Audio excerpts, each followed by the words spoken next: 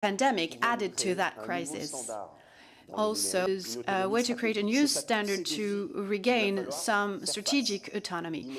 And we are going to face these challenges, whether in the short run, the middle run, or in the long run. In the short term, Guillaume Poupard reminded that 2020 saw the number of cyber attacks multiplied by 4. According to some studies, it represents 1%. The impact of cyber attacks represents 1% of the world's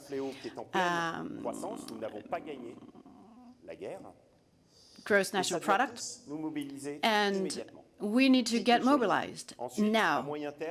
Now, in the middle run, it will be essential to strengthen our ecosystems and our digital industry as a whole around trust and reliability.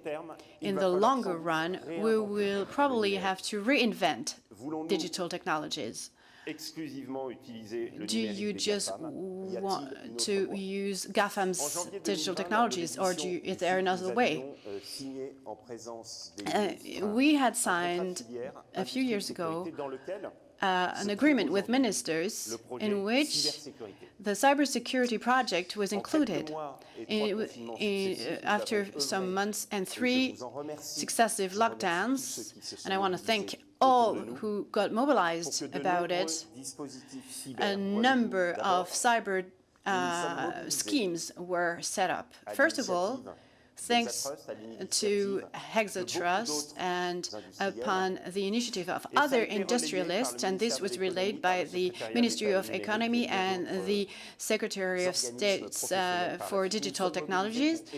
And we mobilized so we could help everyone to maintain the signal during the pandemic and lockdowns. Then, with other companies, we have devised a national strategy for cybersecurity, and that was during the lockdown, and that was validated by the President of the Republic in January? In February. It was a great pride, of course, and an honor for the whole ecosystem to hear that this issue was taken seriously at the highest level, and we wanted to make France a worldwide leader in cybersecurity. This national strategy relies on several pillars that were identified and that are very clear. First of all, the development of a sovereignty offer of cybersecurity through the support to research and development. Second, support to demand, public infrastructure securization, and public infrastructure securization, particularly in healthcare, is a priority. And also in the cloud, data storage, and so on. The securization of the ecosystem is also a priority with the creation of totems, and that should federate us, the cyber campus. The development of training offers and skills is paramount. Finally, financial support is necessary to see more high-range industrialists. In order to take on a cyber challenge, we need to support the development of key technologies that we need. This is what we call the gaps we are witnessing.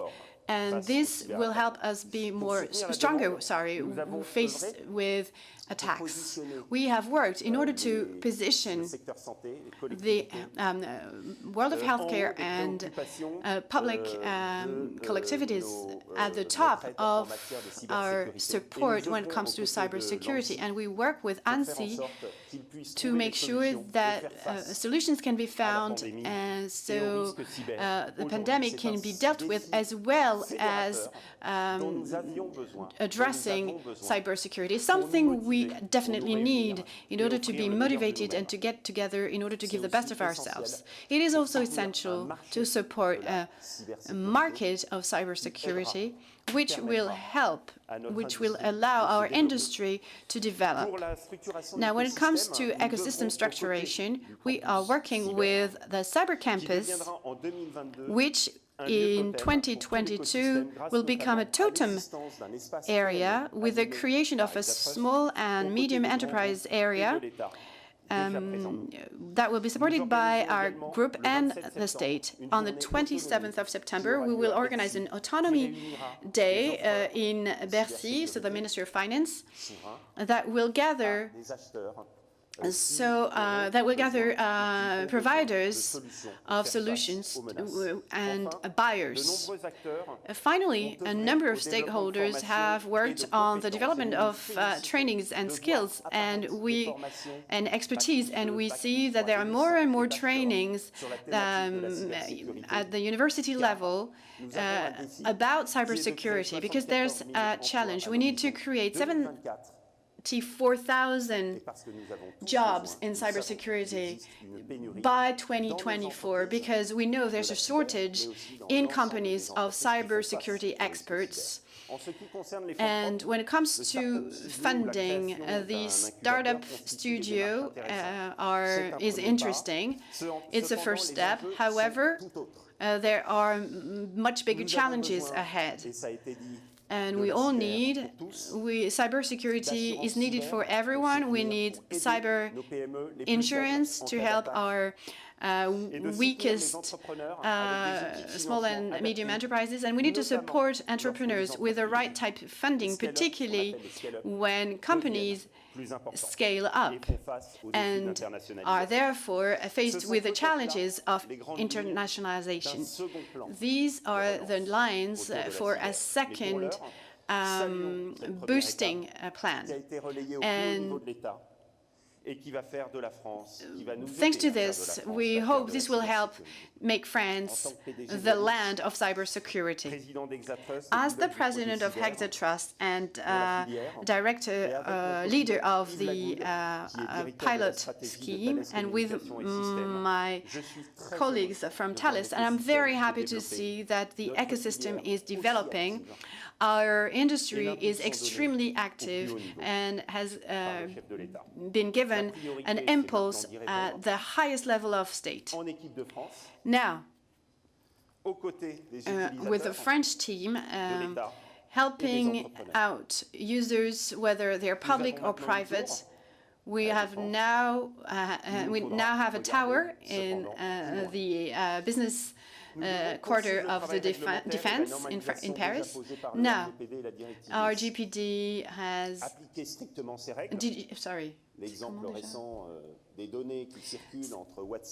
There's so much data circulating between WhatsApp is a definite challenge to GDPR, and cybersecurity should become a captive market and a standard market, and there should be cooperation with regulators and national agencies. There should be collaboration between states to make sure technological cybersecurity companies emerge, relying on a European market. Will there be at some point a digital constitution after the Pegasus affair? You know, the French presidency of the European Union may help us push this idea. What about a unique European certification and the recognition of our certifications at the European level?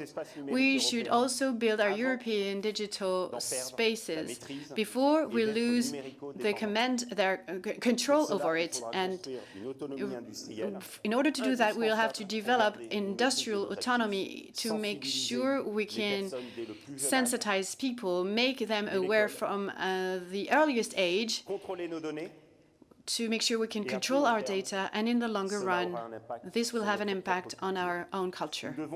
We need to invest in our industrial companies,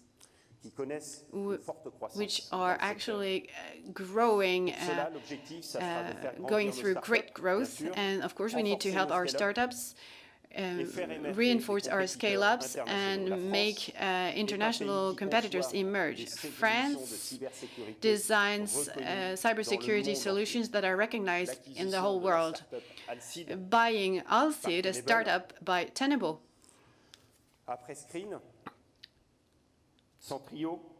Après-Screen, Centrio, and many others. The problem in France is not to create startups, it's to keep them and develop them. We need investment funding that are extremely high. We need to be able to inject more than 50 million euros so we can build our companies and turn them into industrial companies. And we need to be able to do that in Europe, from Europe. Hexatrust gathers a number of references in reference leaders in cybersecurity. We have noticed a trend in fundraising. GetRoger, VetSecure, and many others have raised money. However, we are still far from the hallucinating fundraising of $53 billion in the United States. In France, 150 French startups raised 150 million, and that's great if we want to disrupt the market and meet our ambitions. In order to do so, with my friends Thierry Routet, Georges Tissier, Edouard de Rignure, we have decided that we would set up a cyber impact fund with a company that will fund future champions, that will also be part of the continuous funding chain that needs to be set up in France and in Europe. We will help and fund Briand 3 that will be working on this. This is what we need in order for our companies to grow, for our industry to grow and build these digital technologies that are trustworthy. Everyone is concerned, users, private companies, public authorities, that will turn our expertise into industrial companies. The IDC Institute says that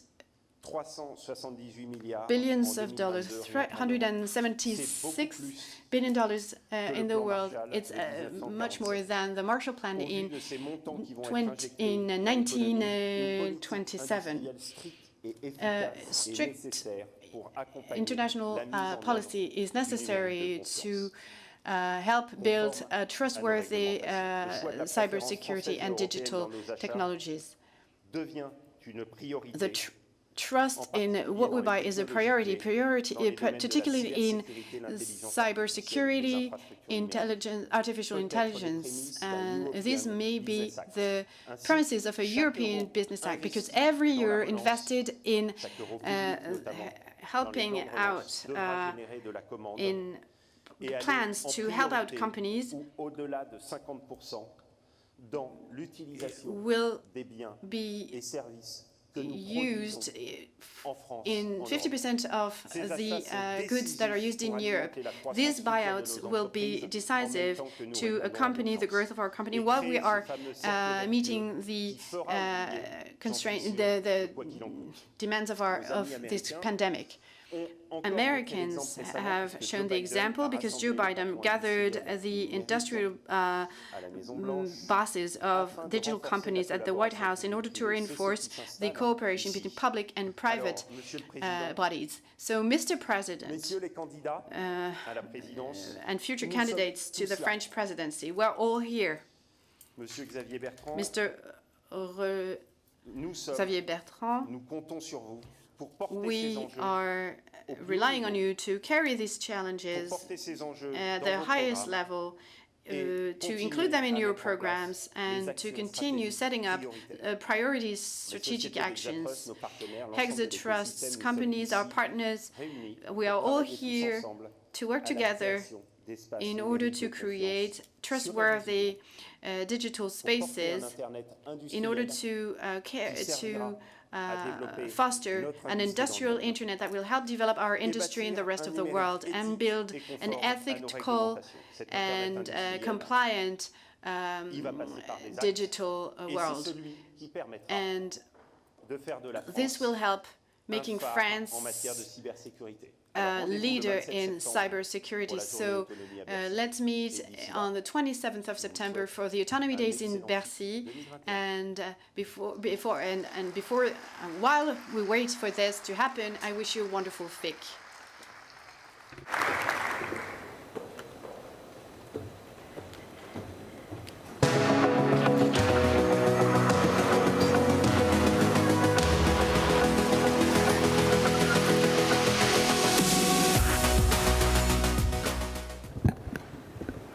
Allez, encore un.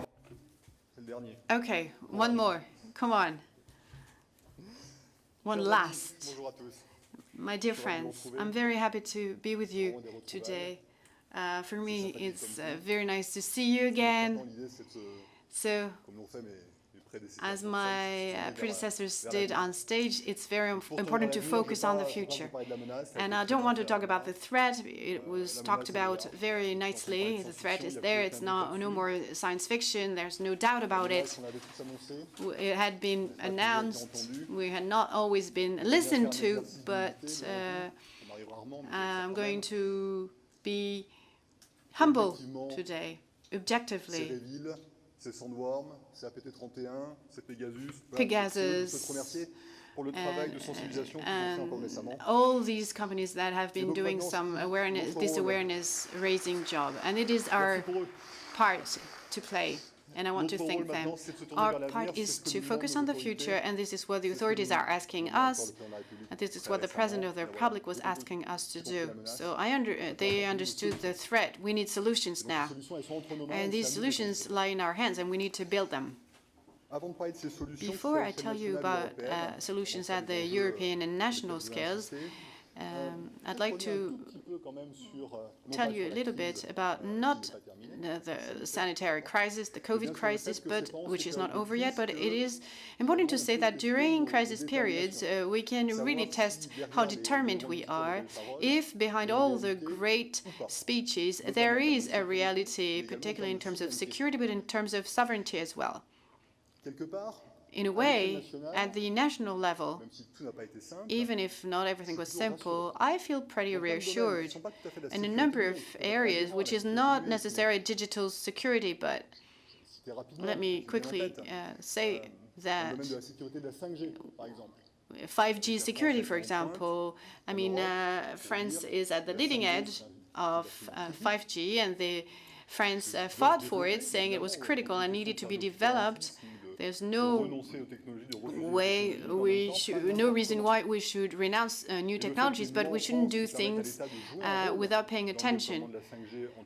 In the development of 5G, the Constitutional Council confirmed that the use of 5G and the development of 5G was legitimate, and that's very reassuring. And the work we do with operators, with service providers and hardware providers in terms of security is very reassuring.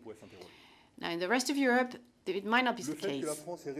The fact that France resisted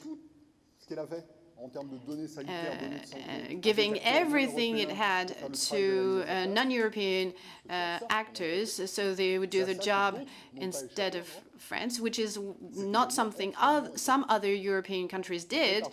This is, again, very reassuring. It's part of our culture, you know. We did not want to depend on, even if they're highly skillful, in marketing matters, for example. And this is very representative of what we are. The fact that we developed an app about contact tracing, and I don't know, I'm not an epidemiologist, I don't have any data, and there are so many of them in France, but I think it needed to be developed because we didn't want to miss an opportunity to fight the pandemic. And in France, we did the right thing, even if we faced extremely violent criticism.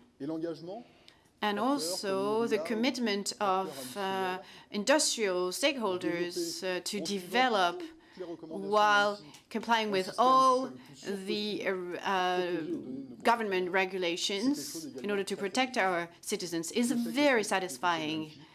And, you know, ANSSI's recommendations are very hard to comply with sometimes.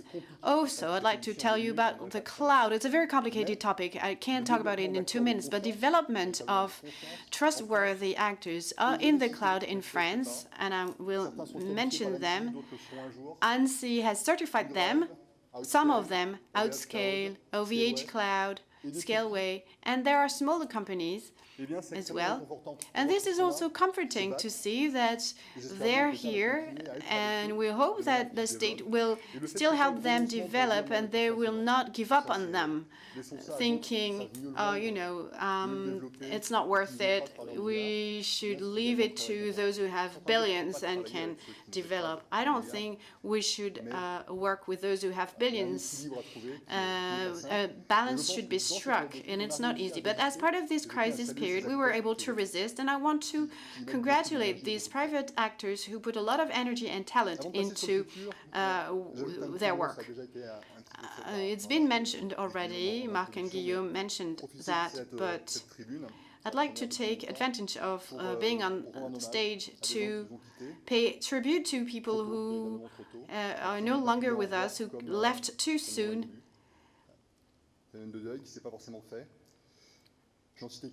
Let me mention 4 of them, but I'm sure there will be many more to mention. Mr. Gusera, who did a lot about cybersecurity, who left us too soon. Mr. Didalia,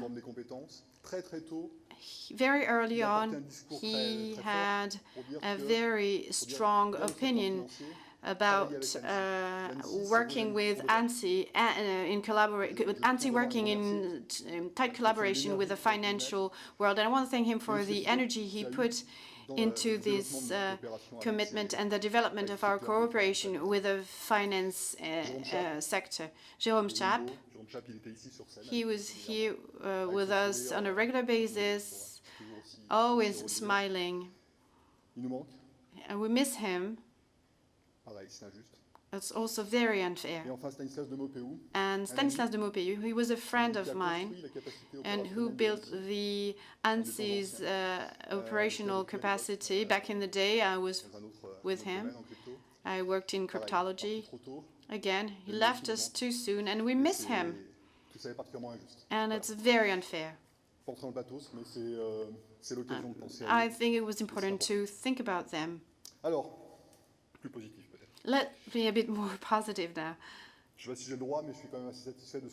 I'm very happy, satisfied with what's been done in France. All of us. I think the word collective is one of the themes of FIC. It may sound easy, but basically, when it comes to such an important topic, there is no room for an ego war. There's no room for competition. And I don't think it is the case, you see. There's no room for all these things. But what's been done at the state level with our friends from different departments, DGSI, DGSE, the military, DGA, at the strategic level with various ministries, Ministry of Justice, of Finance. So sometimes we may complain about the exponential acceleration of attacks, but I think also that the awareness has exponentially growth at the highest level. Je tiens à saluer également les efforts faits par I l'ensemble de la want communauté, to thank the community for all their effort. qui fait un travail absolument remarquable, qui a une part importante I think that some companies play a great part in the protection of our citizens, and I want to salute the work these companies do. They are essential. Je parle du public ou du parapublic. Talked about the audience, but I think the reality is a private matter. It lies in the providers, in solution makers, and all those who are here at the fair. They are essential.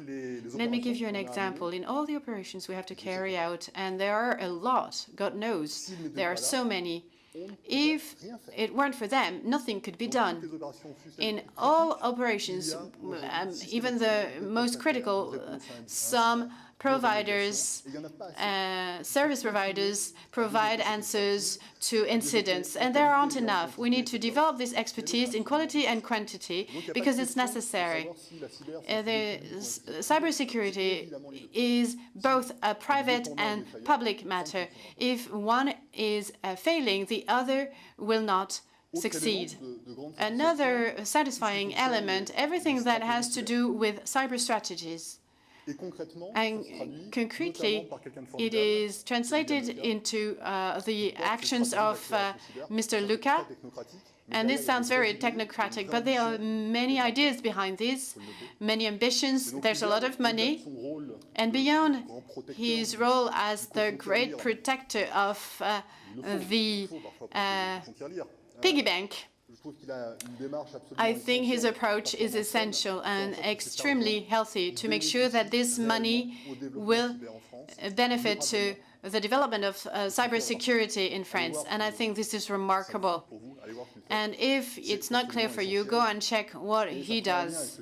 And it is a connection with, I will say, about Europe. It was what we do in France should not be just French, but also European, with the development of cybersecurity competencies at the European level. Another satisfying element, and you must think I'm very satisfied, but, you know, there's an opportunity we try to avoid.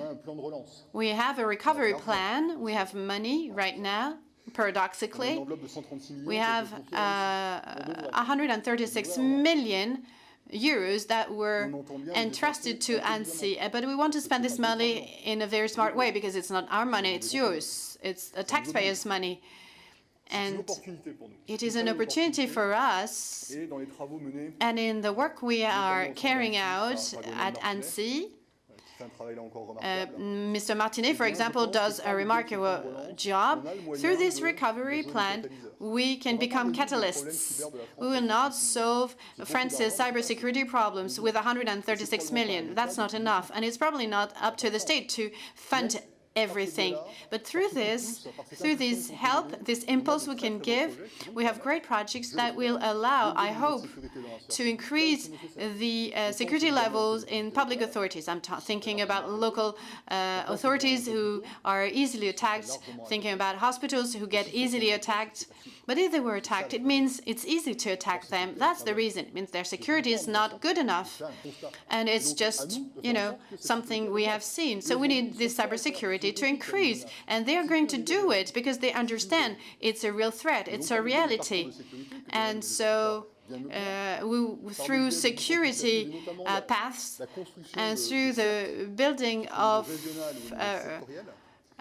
centers at the regional level and sectorial level, we'll be able to increase this security level and provide sustainable impulses. These CERTs will help develop an operational center at the regional center to help local businesses and authorities. and they will be able to subsidize at a level of 1 million maybe, and maybe it won't be enough in the long run, but this will be used to train you, to introduce you, to integrate you into the national circle of CERTs, and we will hope that this will bring solutions. All regional council presidents agreed with my project. They were all re-elected, and I'm very happy about that because I'm waiting for actions now. And I think Xavier Bertrand mentioned it, and it will be a great success. When it comes to sectorial CERTs, we need communities that get organized, that do not rely on ANSSI because they will be disappointed. We cannot do everything. France Cyber Maritime, for example, who I had met in the previous FIC, is an idea. For them, it was a concept. It's now an organization that will promote cybersecurity in the maritime world, and they're present here. Thanks to this plan, we'll be able to support them morally and also financially. And then we also have something in the realm of health as well. And they do the same, and we'll be very happy to support them, help them grow and fit into this area. So it's going to help us concretely to do new things. And finally, the last thing I'd like to talk about, so the campus. It's a dream that has become reality.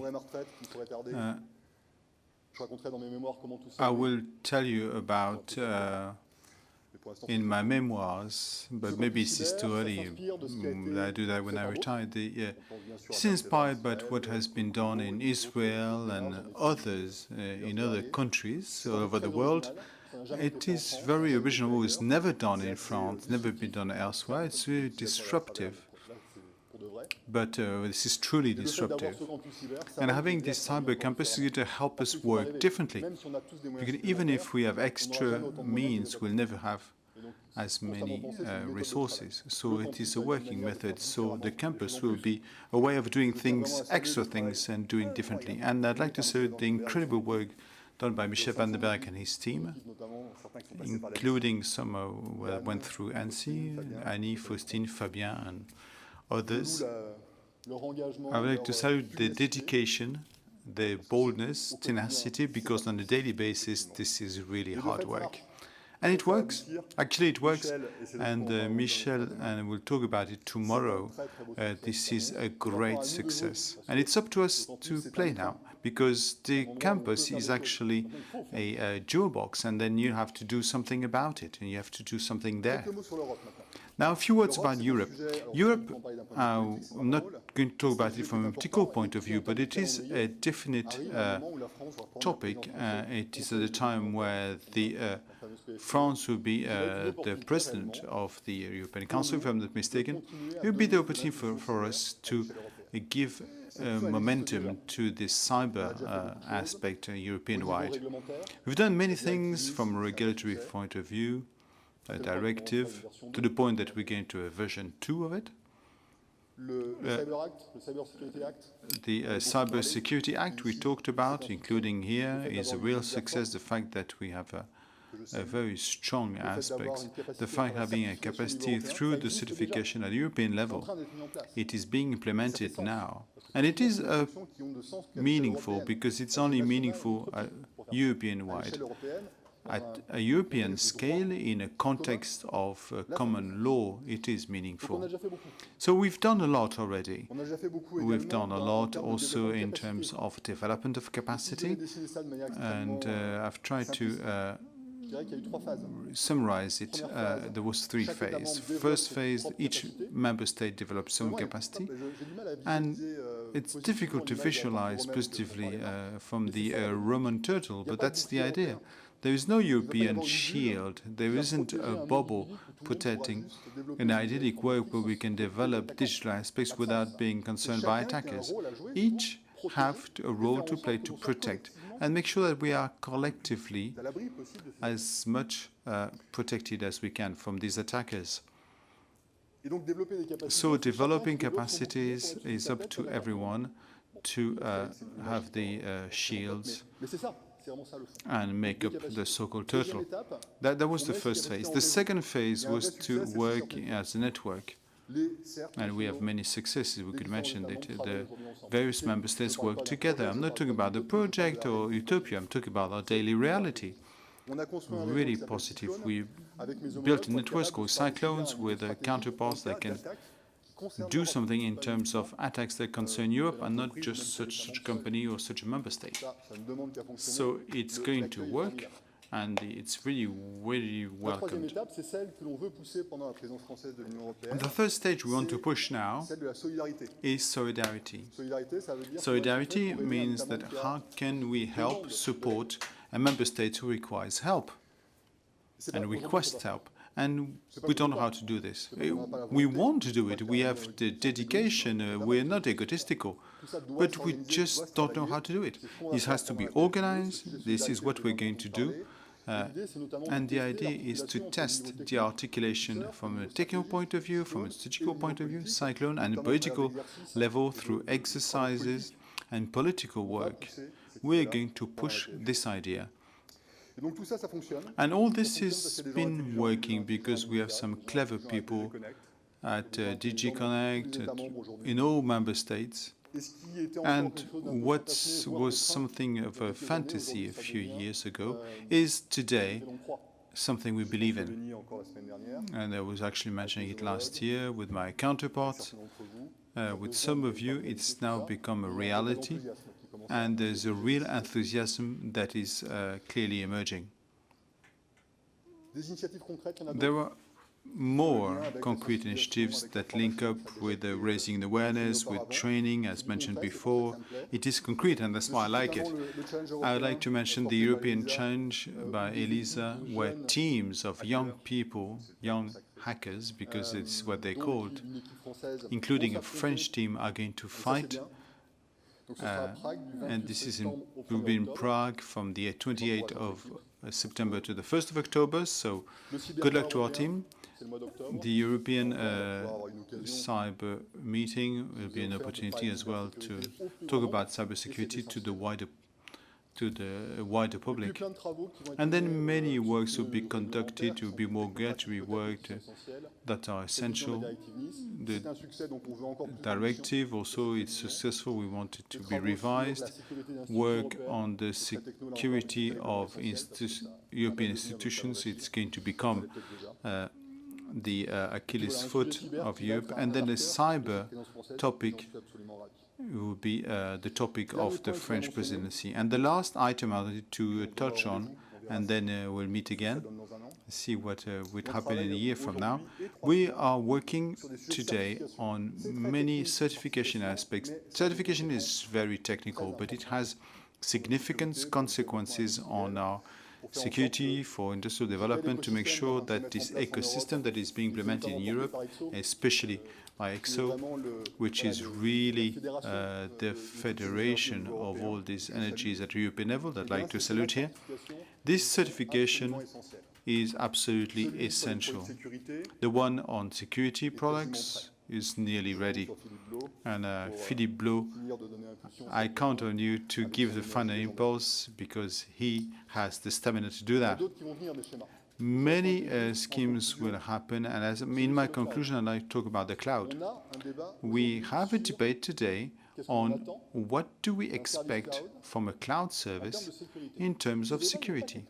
It's not technical or operational. We all agreed on the rules to apply to say what is, from the technical operational point of view, what a good cloud service provider. And it looks a lot like what we've done with Septin Cloud. We now have a political choice to make, which is, if we summarize it to the maximum, for certified services at the highest level to host data and processes that are critical, truly critical for public or private players. At the highest level, do we require that only European law applies, excluding any other non-European right? See what I mean? do we have the political force to impose that, or on renonce. do we give up? Ce sera un marqueur. That would be a Si on marker. y arrive, If we manage to do that, je reste très confiant and I'm sur la very capacité confident en in the interne capacity in the midterm to développer une develop Europe de la sécurité numérique, une Europe digital franche et security Europe. Si on échoue là, If moi, we je veux plus entendre parler de sécurité give up, numérique, I don't want to numérique, talk c'est about l'Europe. cybersecurity at Ça European restera level. des mots et It des will discours become pour la remain vérité. words Donc, and suivez just cette question statements. ultra technique, So peut-être, it's very technical question, but for me it is essential. So le destin, il est entre our nous, destiny avec is les in our own Européens, hands avec at les European level with this very specific issue. J'arrête là, je suis déjà probablement I'm en going retard. to stop here. I probably Merci à exceeded tous. my Plaisir de time. vous voir, Thank plaisir de you vous for voir your sur le attention. stand I'll de be la very mission. happy to see Plaisir de you vous partager. and very Ces happy papiers to numériques share consacrés this à des sujets digital européens, paper on European qui sont, topics, voilà, which are expriment un petit peu notre express pensée our sur ce sujet-là. thoughts on this, Et puis surtout pour rester and dans le thème de above all, ceci, to remain in the pour theme redire of que this de toute FIC, manière, to on say doit jouer again collectif. that On joue déjà we collectif must be aujourd'hui. playing C'est pas un choix, collectively. c'est pas It's pour not a décider, c'est choice, quelque it's not chose for de ideas, that nécessité. it is a requirement. À l'ampleur de la It menace is et a aux must. moyens With qui the nous attaquent, type si on n'est of pas threat capable that de we jouer have, we collectif, cannot on be perdra. collective, we will Si on est lose. capable de jouer collectif, If we can play together, tous les espoirs sont permis. all hopes are Voilà, allowed. c'est bon fit. Thank you very much. Merci. Merci beaucoup, Guillaume Poupard, pour votre intervention. Thank you for your presentation. Good morning, everyone, and welcome to the Cybersecurity Forum, and thank you for this 13th edition. My name is Julie Siger. I'm a tech journalist at France 24, and presenting my program called Tech 24. I invite you to follow it. It is a real pleasure for me to welcome you in this hybrid format. Some people are here in person with us, and others are following us on our YouTube channel. I'd like to say hello to them. During these 4 plenary sessions of FIC, we'll talk about many topics, including the next virus. Will that be a cyber virus? Is a Cold War emerging in cyberspace? Why work together in ecosystems? And what is the future of a sovereign European cloud? You will see debates and exchanges will be very rich. And if you'd like to take part in these debates, do not hesitate to send your questions in and your comments through Twitter with the hashtag FIC2021. Remotely or here, please do not hesitate to send in your questions and your comments throughout the plenary sessions. We'll be taking them as we go. Alors, une dernière chose avant de Last thing before we start, I would like to offer a warm welcome to the very talented François Coin, who will be the cartoonist who's going to give us his perspective with a very funny cartoons, and thank you for that. So the COVID crisis, as you know, has led to an acceleration of the digital transformation, but also highlighted our dependency, a growing dependency to the digital aspect and the systemic role in our societies. Now, of course, with all the opportunities that it generates, but also well, on a theme that is really specific is that will the next pandemic be a cyber pandemic? I think that Guillaume, Jean-Noël, and the president of the Haute-France region, General Rodriguez, and other organizers have answered. It's probably the question is going to happen, and the question having, and we had a couple of drinks, so we know what's going to happen. I just wanted, above all, this morning, share with you some lessons learned and ideas that we actually very recently had of security of the Olympic Games. Atos, for 30 years, has been securing the Olympic Games, and we're very proud of that, and also we feel very responsible for that. And we've learned some lessons about what has happened. So, with being very humble, I'll try to show you slides. Well, it's not working. But with a lot of humbleness,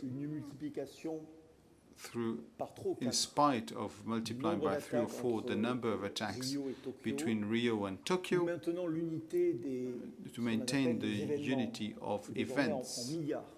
We're now talking about billions on 2-week periods. We went from 100 million of events to 1 billion of events.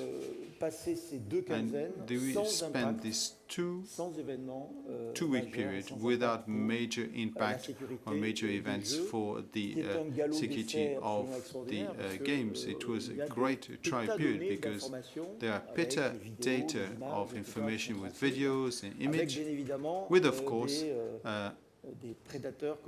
predators, as Mark said, the cyber criminals or others who want to use this event.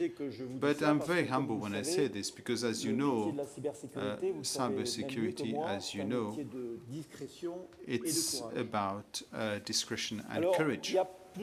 So there are three lessons I've taken, and we are taking from this. The first lesson is anticipation. It is absolutely key to be able to anticipate events and be systematically one step ahead of what could happen.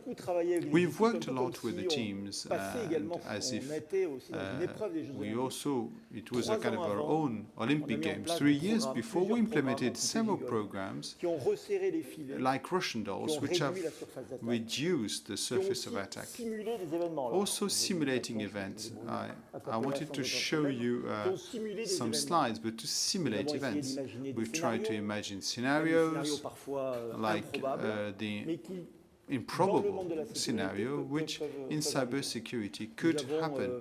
We asked our engineers, but also some engineers from the companies we worked with, to shake our infrastructure, that of the Olympic Committee, to test, and we actually got scared, but it was better to do it beforehand than during the games, without being paranoid about it.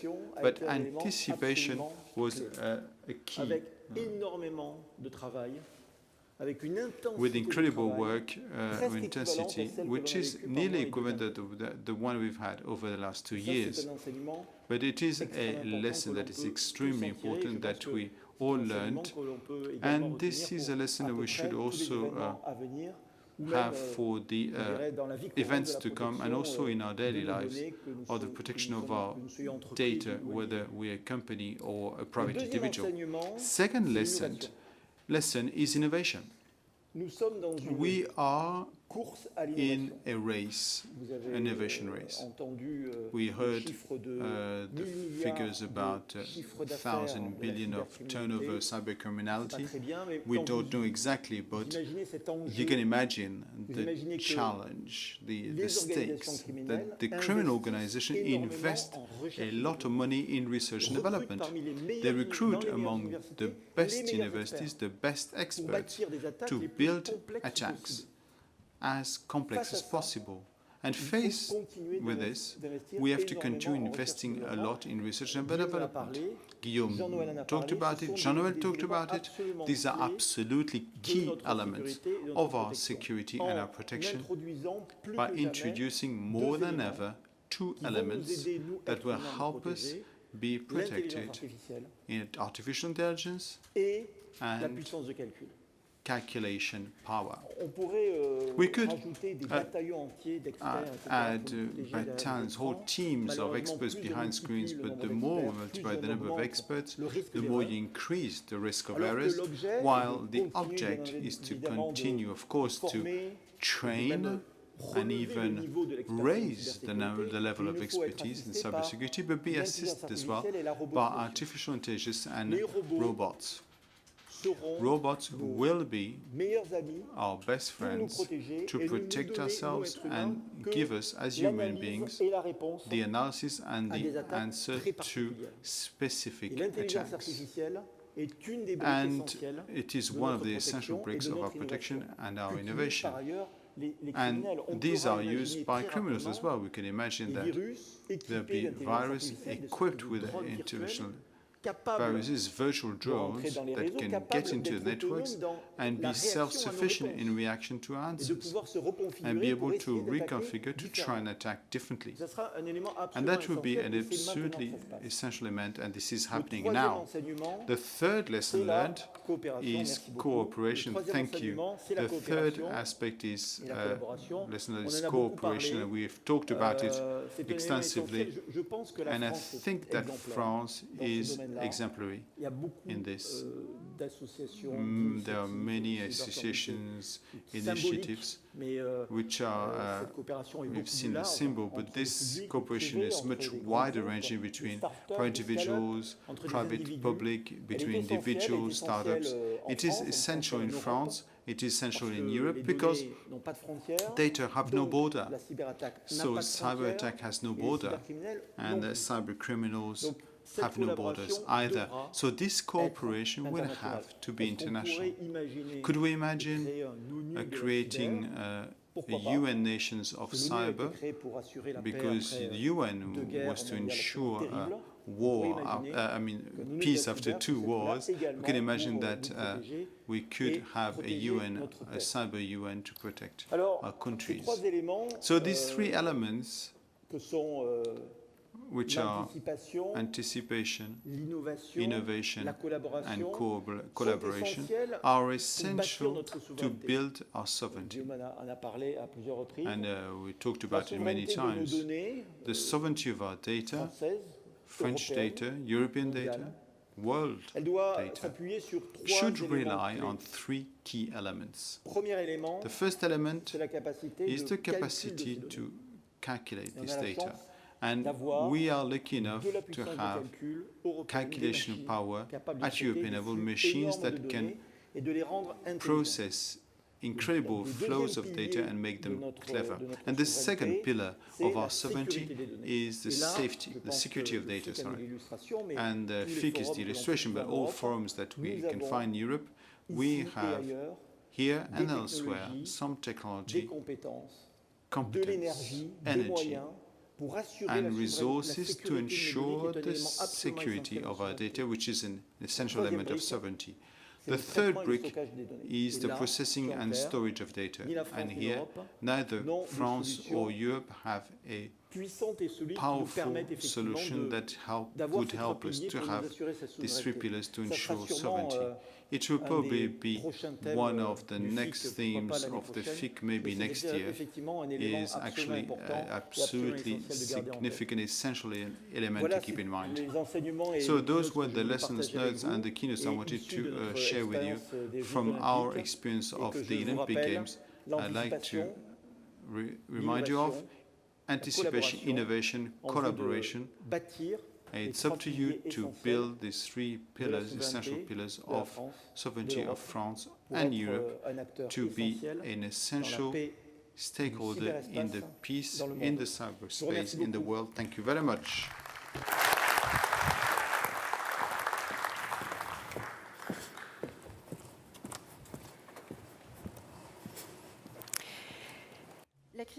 So the COVID crisis has reminded us that in a worldwide world, everything propagated very quickly, and the scenarios with high impact and less likeliness could happen. So are we to expect, and in cyberspace, could it be a digital virus, can have the same consequences as a biological one?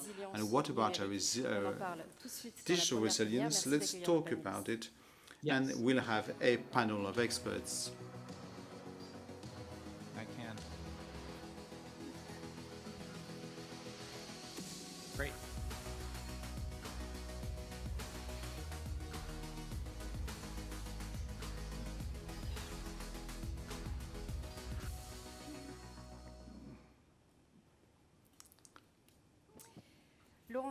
Laurent Célérien, good morning, the Executive Vice in charge of Technology and Marketing at Orange Cyber Defense. Good morning, welcome. Bernard Duvernay, you are President of SIGREF, good morning. And Geoffrey Priel, you are Specialist in Risk and Crisis. Good morning. So I also wanted to invite Nick Merrill, who is a Daylight Lab Director, University of California, Berkeley, to join us from California. It must be very late out there. I don't know whether we are connected with Nick Merrill, who's going to join this roundtable. Thank you very much indeed for joining us for this first roundtable of the FIC. It's a pleasure. It must be very late where you are. Thanks for having me. It is indeed very late where I am.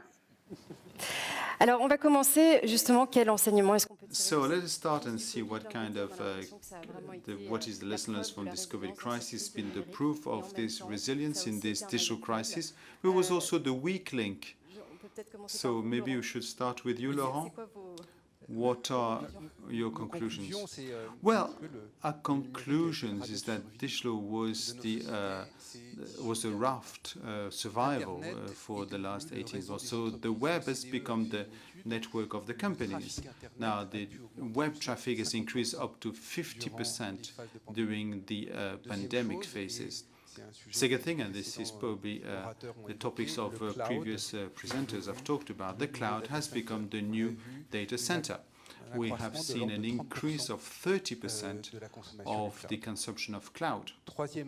Third element, which I think is important, is the workstation has become the place of work. So we've seen security, or the workstation security, increased by 200%.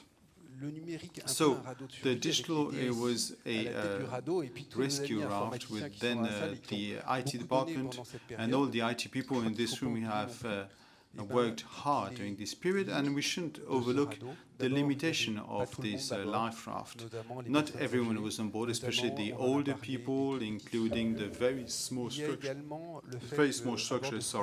and then on this lifeboat, there was also the interconnection of people was lacking. And finally, on this life raft, it was more dangerous, and we've seen an increase in cyber attacks during that period. So I hope that we all come out, go off this life raft, but this has changed, and we will not come back to the previous situation. Bernard, what were your conclusions?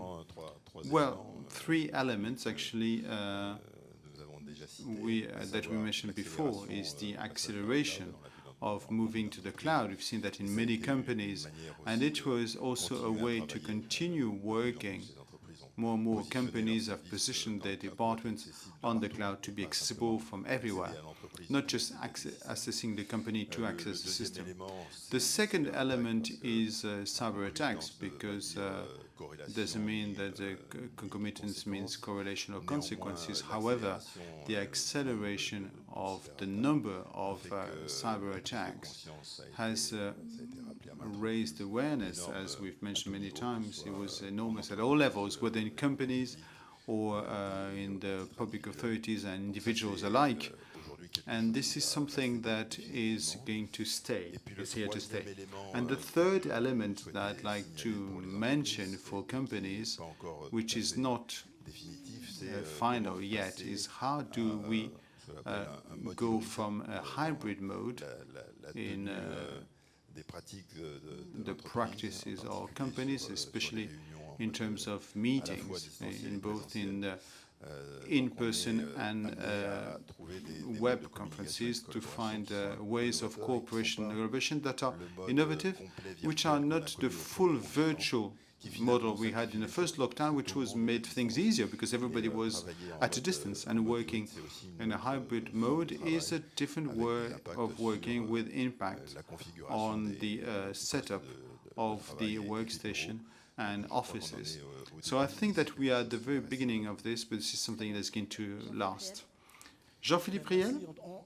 Well, thank you. As a specialist of risks and crises, I am paid to be paranoid and imagine the worst and not the best. So to answer your question, to try and find positive things, a few things, very quickly. The revolution, I mean, working from home is revolution. We cannot go back. Supply chain is probably, and e-commerce has probably saved 2 to 3 years in the development compared with normal pace. COVID was an accelerator of trend for me and for my colleagues in the IT departments, and we do have many in this room. It was in the company an awareness of the quality, the importance of our IT people who have helped us adapt and become very agile, and therefore continue improving the global performance of the company. So we've been hearing this thing, you know, the next virus will be cyber, and do you think, what do you think we should expect, basically, and what is the the likeliest scenario within the next 10 or 15 years? That I carried out a survey on with my company, and a number of people, 30% of people said that it will be definitely digital. 15% said maybe, and the best answer is who cares? Let's get ready for it. And that was an answer given by 38% of the people. Sorry, 68% of the people said we need to get ready for it.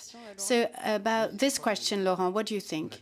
Well, we have seen cyber pandemics and cyber epidemics, you know.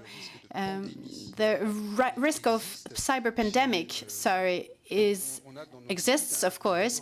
In our teams, we have an epidemiology lab, and it's very interesting to see how they do things. They expose on the internet service without any protection in order to collect the many viruses and see how they attack, so that in the future they'll be able to process security.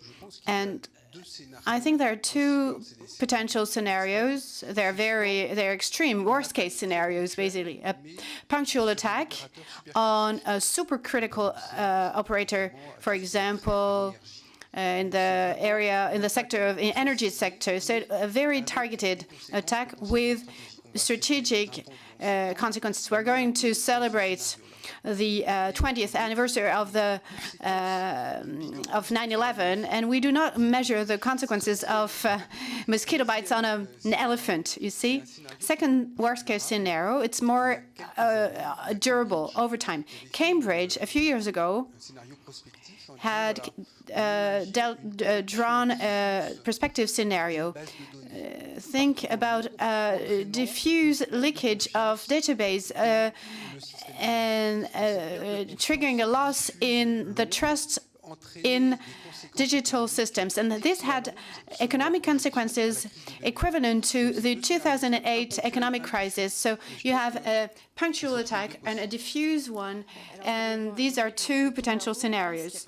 So the main risk is accidental, or is it malicious? And if so, do you think it would be a cyber criminal action or coming from a government? Well, I don't want to go over the figures who were mentioned this morning, but what we've noticed over the COVID crisis period, there was an increase of attacks that was pretty dramatic. And France is part of the top 3 in the most targeted countries. And the most important threats are ransomware attacks using mailboxes. I think that 7% of attacks are made through fraudulent URL addresses. And finally, well, I forgot. I'm sorry. So we're very aware of this, and we're working on it. What I believe, as part of my role in my company, anticipating what may happen, we need to be ready, we need to prepare for things. We have seen this, but my colleagues here will agree with me. To be straightforward, and what really worries me the most is cyber terrorism. And I'm not talking about ransomware, money, you know, who cares about money? Nobody dies because of money. You're talking about critical infrastructure? Yes, cyber terrorism can be lethal. I was lucky. I worked on as a vital importance activity sectors, and people are working on this. This is a classified topic, but we may talk about this, and it's important for people to understand why it's so important, so people are more aware and familiar within companies. I mean, terrorism is there to terrorize people, you know? We were talking about the hospital in Rouen. It was the first hospital that was ever attacked, and we're not talking about ransomware here. It means inverting the chlorine level of water in water. It means turning all the traffic lights green in a city. You know, a number of acts that could be remotely carried out by some remote cell that was dormant and commits terrorist acts that can be pretty violent. So I'd like to turn to Nick Merrill as well. Maintenant, Given the systemic dimension of the digital technology, it seems like any crisis, no matter how it's actually triggered, will have digital consequences. We've been hearing for several years now that a Pearl Harbor, a cyber Pearl Harbor, a cyber 9/11 could actually occur. How do you see the future? Well, I believe that we have an increasingly unstable and fragile internet, an increasingly politically unstable world. The internet that we have today was built for a much smaller scale. It was never designed to be used at the scale it's currently used at. And on top of that, there was this assumption that the operators of the internet would be trustworthy. That is, of course, not the world that we live in now. There's an increasing amount of adversarial interaction between countries and within countries. And I do worry about a worst-case scenario in which what we might call cyber terrorism, or simply operator error and anything in between, could result in serious infrastructural and very central malfunctions that cause the internet to become unreliable at a very global scale. And if these periods of unreliability were to continue or happen sporadically, you could get to a situation very quickly where people's credit cards aren't working, ships don't know where to dock or what to pick up when they get there. And if this were to become endemic enough to the global economy, then you could be looking at a true global industrial collapse. Now, that remains unlikely, but it's more likely than it should be, primarily because the internet is built on this aging infrastructure, and it's slow to upgrade, and it is politically fraught to upgrade. Thank you very much, Nick. Bernard Duvernay, je me tourne vers vous. now, I'm turning to you, Bernard. What in SIGREF, what do people think about cyber threats? Well, it's the first threat to the economy. Bernard mentioned it. We talked about the United Nations of Cybersecurity. Well, actually, NATO started back in June to extend its transatlantic charter to cyberspace in order to respond to potential attacks of one of its members. So this is our approach.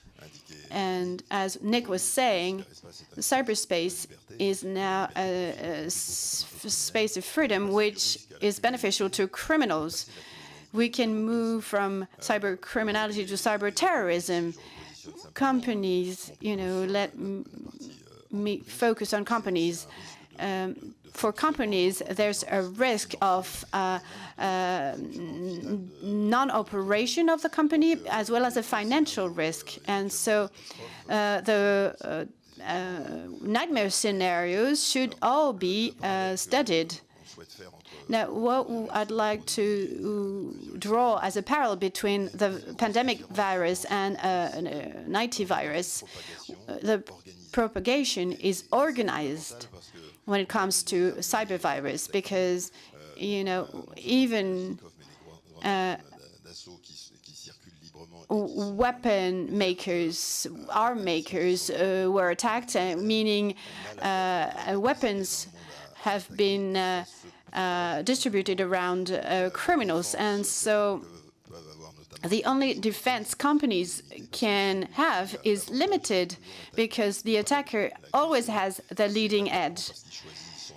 Why? Because they choose their weapons, they choose their time and their place. Do you think that companies have sufficiently aware of these risks? How could we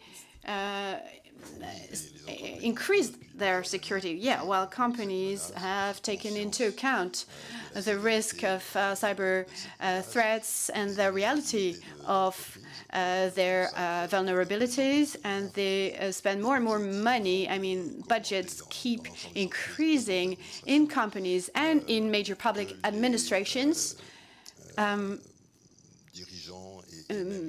Company managers have totally understood this threat and taken it into account, and they are strongly mobilized. And I really like the idea of the Roman turtle, because it means every member of Cyprus has their own shield and can protect themselves while protecting others, making sure there's a connection when it comes to benchmarking. And this goes through solidarity, and then a number of actions that we suggest to public authorities, because responsibility is in the hands of the state, who is responsible of the security of goods and people, but also of the operations of companies. We live in a world where no industry, no company would agree to work in unsafe conditions. So isn't your job to work on improving your knowledge of their interdependency? Russia has disconnected itself from the rest of the internet. I don't really know if we are doing the same in France. It's not very transparent, but usually we say sweat prevents blood in the military. What do you think? Well, I agree with that. To come back to the beginning of your question, improving our knowledge of our interdependence is fundamental. Whether at the level of the government, it's called sovereignty, you're the master of your destiny, as well as at the level of companies. And there are a number of methods in IT to control one's interdependencies. Trusting someone means agreeing to depend on someone. So we need to build trustworthy chains. In exchange for this, you will need warranties. The bigger the pressure on companies, the more numerous the attacks, the more we will look for responsibilities that will be clearly shared and defined, and it is by establishing trust chains. Now, when it comes to Russia, yes, they have been communicating about it. First of all, I'm not sure that their disconnection was actually genuine, and you might want to wonder about the message they wanted to convey when they did so. Was it for the international community, saying, you know, I can control my digital territory and I'm protected from any actions from you? Or was it also an internal message saying, I control the communications of my population? So this is it remains an open question. I think that isolating oneself from the rest of the internet doesn't make sense. Even if we look at history, you know, walls have always been surrounded or avoided. And That's why everyone is training. There are different exercises carried out at the state level, but also in companies. Walls can be circumvented. Yeah. And what's really important is to demonstrate how your willingness. You were talking about Cambridge scenarios. The long-term cybersecurity center has carried out scenarios. These are 4 scenarios that are meant to tease out major axes of uncertainty in the present. We're going to take a look at then discuss it.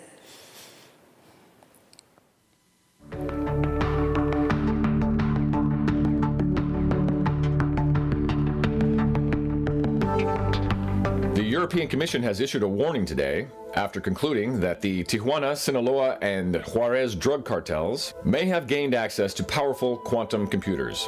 While there is no immediate safety risk to the public, officials are concerned that having access to quantum could enable these criminal organizations to manipulate the economy in nearly unimaginable ways. But it was probably inevitable following the collapse of the QNPT. The QNPT refers to the Quantum Non-Proliferation Treaty, an effort in the early 2020s by the US, China, and Franco-German coalition to limit the use of quantum to government-approved applications.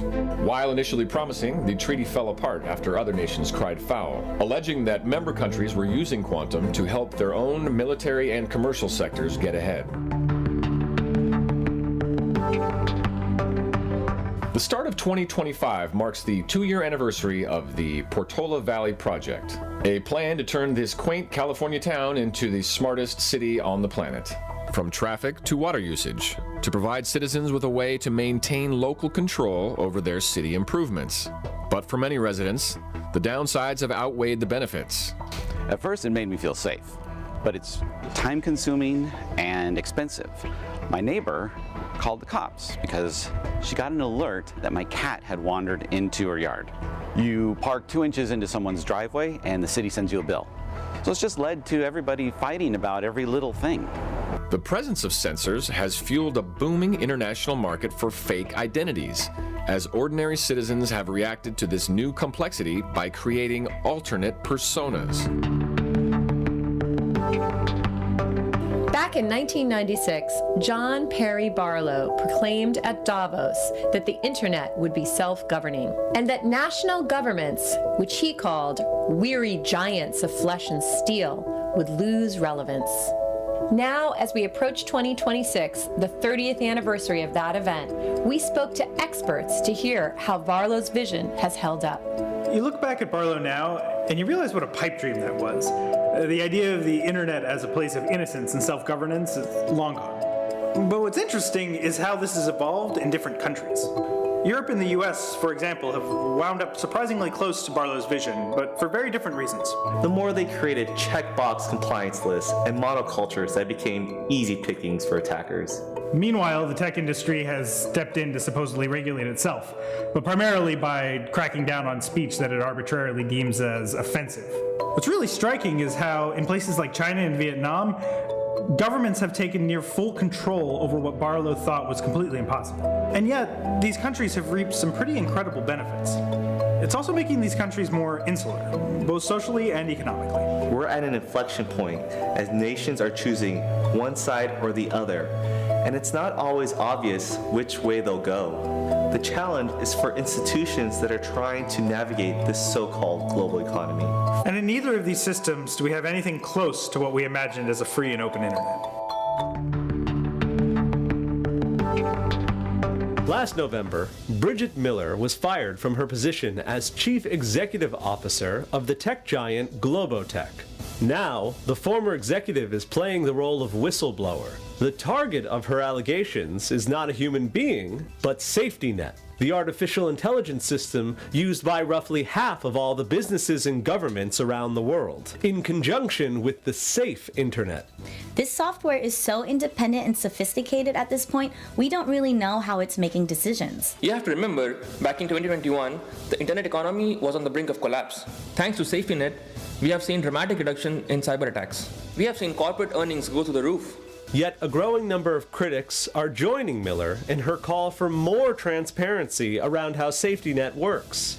It's all based on algorithms that are constantly evolving, and yet we're expecting those same algorithms to tell us why they do what they do. This creates an alarming opportunity for attackers, because even small manipulations in data could make huge differences in outcomes. So I'm actually going to turn to Nick Miller. So as I said, the scenarios were thought by his team over at UC Berkeley in collaboration with Can Analysis. Congrats to your team for those scenarios. And briefly, what is your favorite scenario? You know, I am partial to the new wiggle room scenario, and the reason is that identity is such a fundamental vector of power in the modern kind of data economy.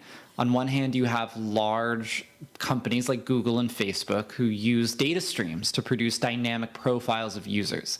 This has become one of the most politically salient forms of identity, and it determines to a large degree the chances that you have in life, the chances to see jobs, other opportunities. It often substitutes for something like a credit score in many circumstances. Now, on the other hand, you have these state-issued identities, citizenship, permanent residence. And we see these two kinds of identity converging in some ways. Companies like Palantir provide a kind of profile identity approach to securitization. And we know that, for example, the US, the NSA does something very similar. And this was part and parcel of the Snowden revelations that, in fact, there is this kind of ongoing big data profiling approach to securitization. As we see these two things converge, it does make me wonder what wiggle room will look like. Will it be provided by state identities in places like Vanuatu and the Virgin Islands? Places that are tax havens may also become data or identity havens. And on the other hand, I think private companies could also find a market providing this kind of wiggle room.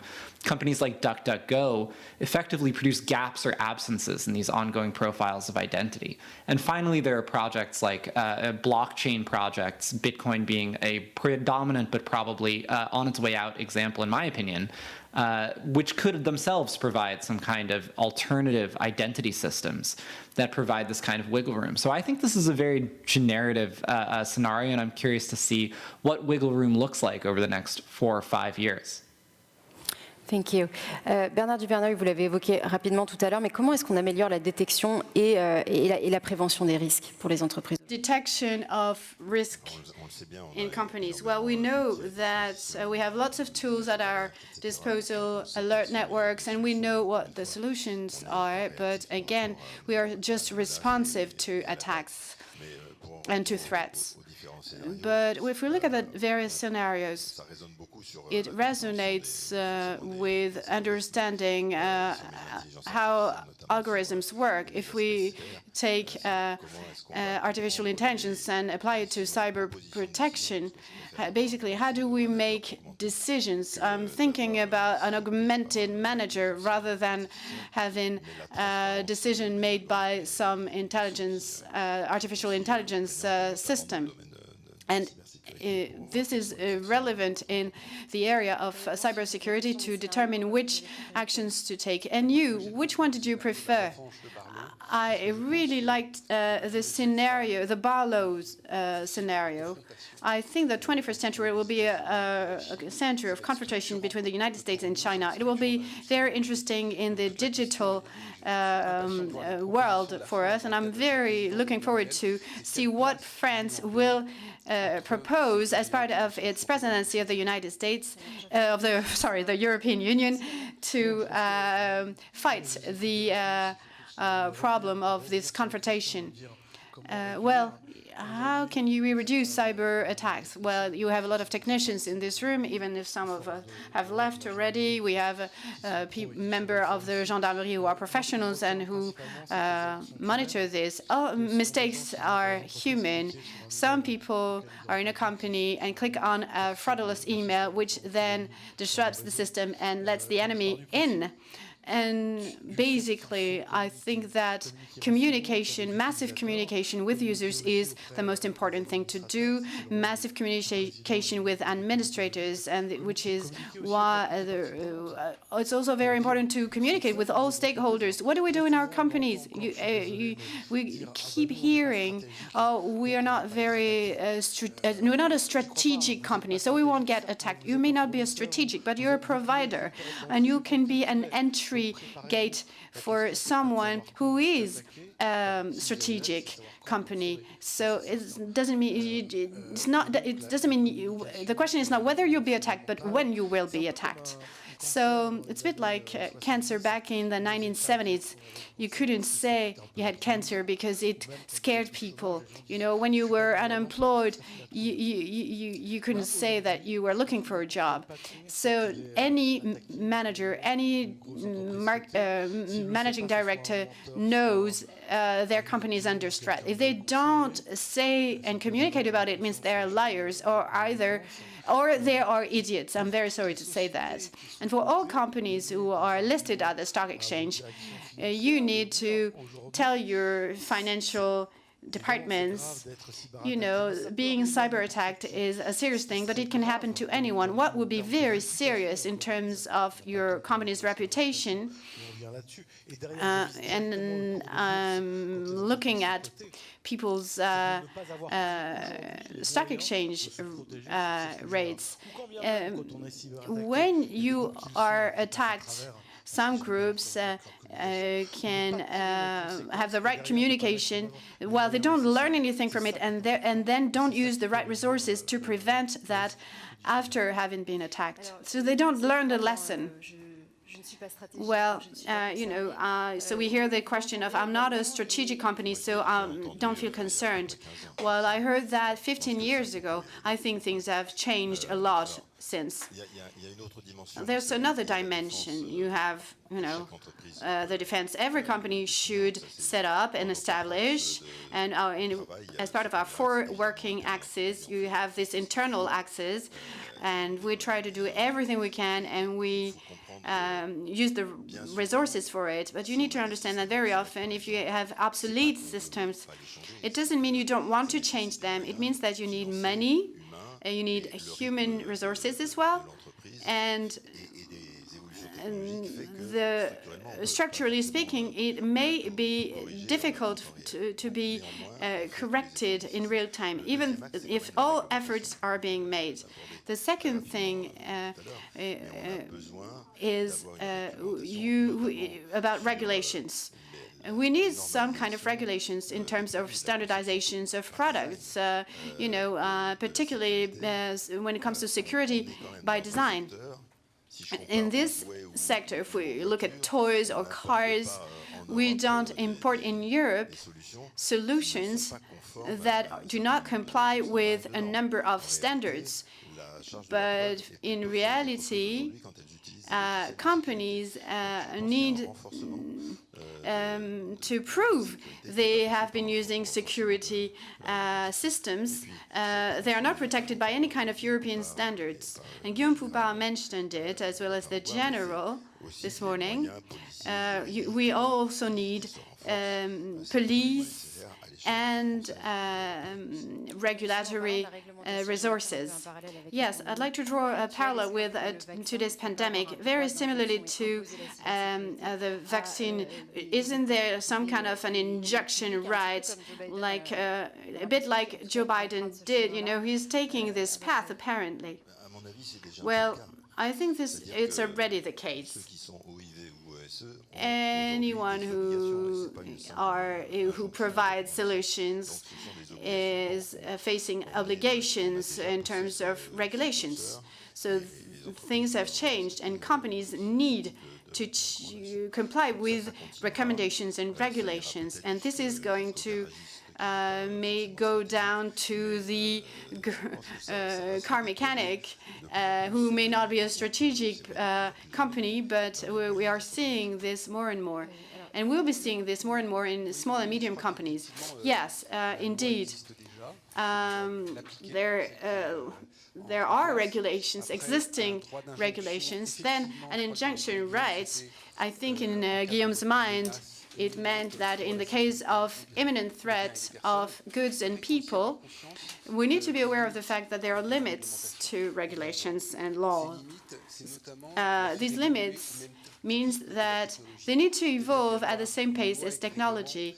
I mean, regulations need to be in line with technological advances. And I also believe, and I'm talking for companies here, that they shouldn't be fragilized in their competitiveness by being imposed rules that will not be followed by their competitors. So laws, regulations are a necessary evil. Injunction rights should be okay in case of an imminent threat, but there might be more incitative solutions than regulatory ones. I totally agree with this when it comes to vital and essential operators. I need to insist on the fact that even if you're not such an operator, you might be a provider to them, and in the future they will apply their obligations to you, because you won't be able to put the blame on someone else. So providers will be asked, subcontractors will be asked to meet with regulations as well. And I'm fully convinced of the interconnection of all operators, whether they're essential or vital. It is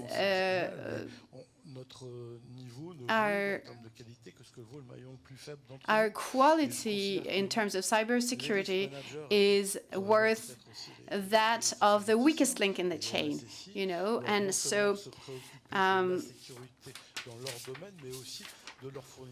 CISOs and IT managers need to be aware of that, because if at some point one of the providers fail, your chain, if you are, for example, a car maker, will collapse. So everything is interconnected. Everything is immediate with the network. If we cannot detect or prevent threats, can we limit the impact of disaster? Can we actually run in downgraded mode? What can we do in these conditions? Well, reboot plans and other types of plans that are great providers who can help out in this case. But beyond these technical subjects, you know, I think that communication is, again, paramount. Transparency is needed.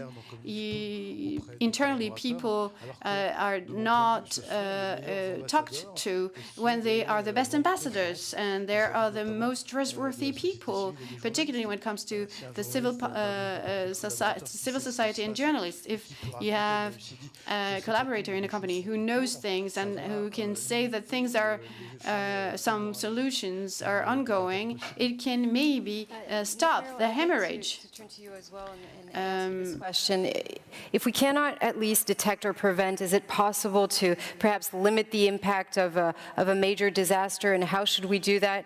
Should we plan for a return to a sort of degraded mode, if that's even still possible? And how do you actually ensure the continuity and the resilience of human activities in those conditions?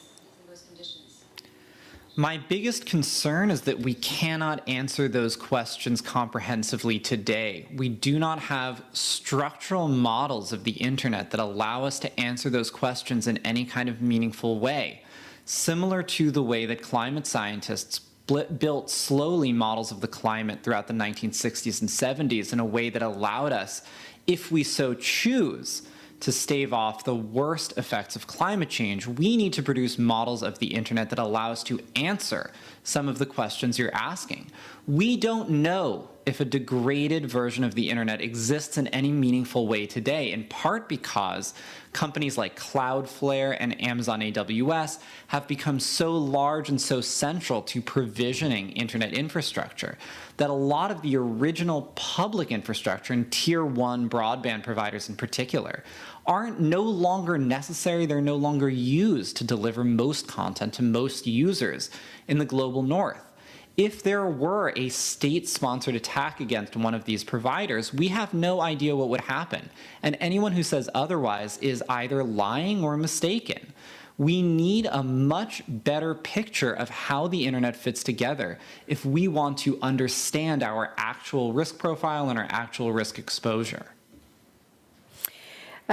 You know, we're almost coming to the end of this roundtable, and I wanted to touch on insurance policies. It seems like it's very difficult, and perhaps because of that interdependency, to be able to evaluate cyber risks. I certainly agree.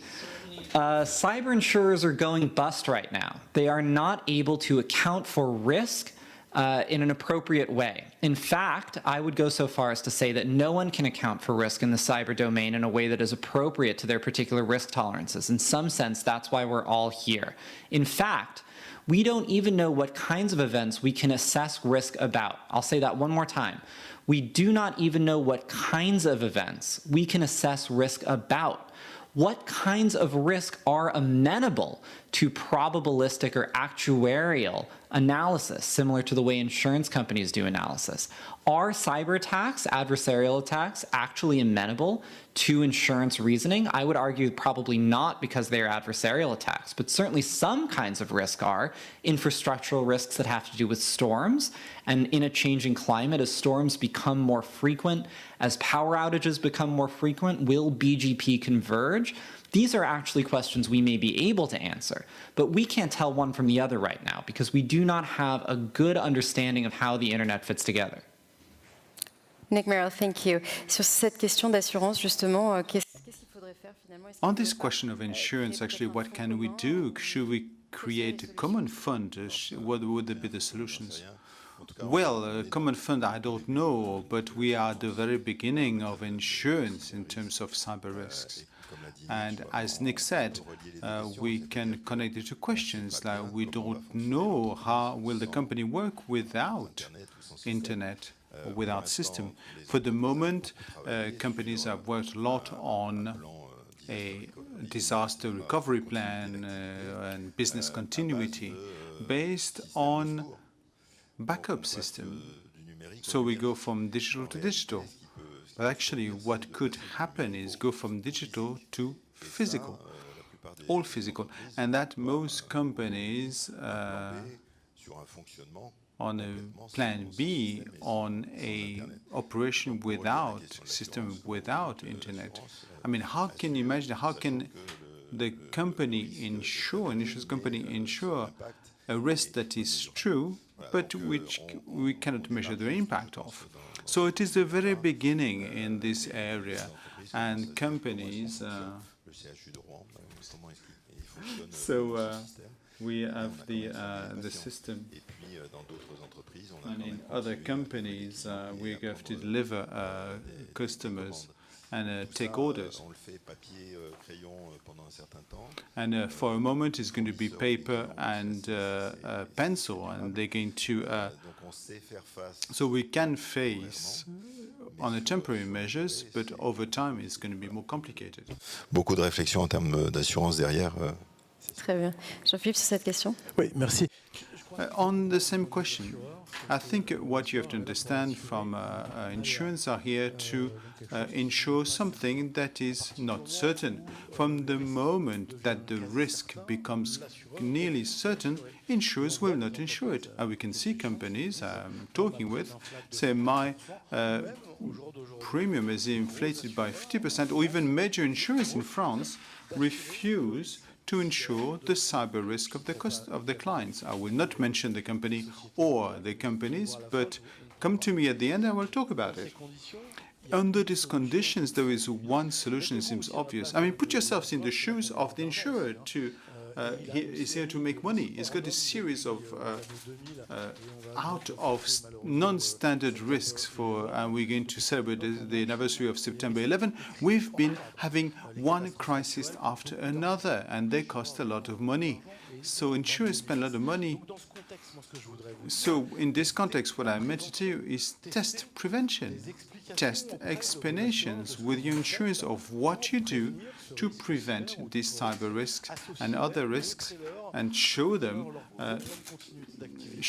your business continuity plan, talk about what you are doing with partners, and then when they know this risk better and what you implement to fund that, is probably be tolerant on insurance premium and in terms of prevention. A very last comment, because we are at the very end of this event. I mean, in terms of insurance, we are waiting for the commitment of insurers with us. They are specific for risk, and they should provide methods, experience, and so on to help us progress. I've seen companies who wanted to get insured are not the less mature ones. These are the ones who have a desire to be protected. So we are waiting for insurers. Thank you very much. Nick Merrill, thank you very much. We all wish you a good night's sleep now. Thank you for joining us in the middle of the night. Thanks for having me. Voilà, donc c'est la fin de cette. So this is the end of this roundtable. I just wanted to give you, see you this afternoon for a second plenary called A New Cold War in Cyberspace with General de Maintenon, adjunct to the Cyber Defense Center, and Mr. His Excellency Henri Vernier and his counterpart in Danish and other countries. So we see you again in the same forum, and bon appétit, as we say. Okay, thank you.